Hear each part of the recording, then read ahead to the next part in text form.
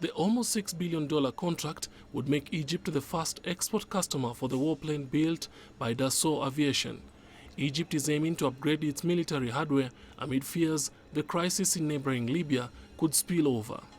It follows years of failed attempts by France to export the plane.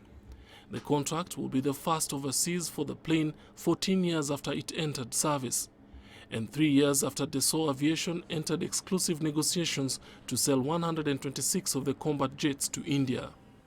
There are other potential clients in the Middle East. I never like to talk very much about these prospects before anything is signed.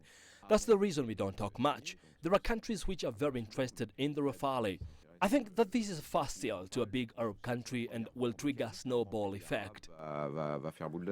Dassault is also in negotiations to supply the Rafale to Qatar and under increasing pressure to sell the plane overseas. Qatar is interested. That's not news. And other countries in the region are interested in the plane as well. We aren't involved in other competitions. We are also trying to launch in Malaysia, which is a little farther away. Malaysia is watching carefully what we are doing in India. Each country looks around its own region and there are real needs in this field.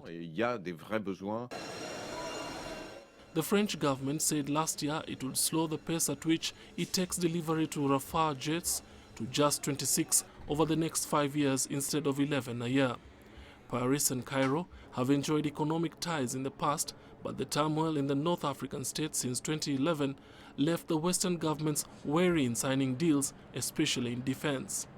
Recently, ties have improved, and both sides are concerned by the rise of the jihadist groups in Libya and Egypt.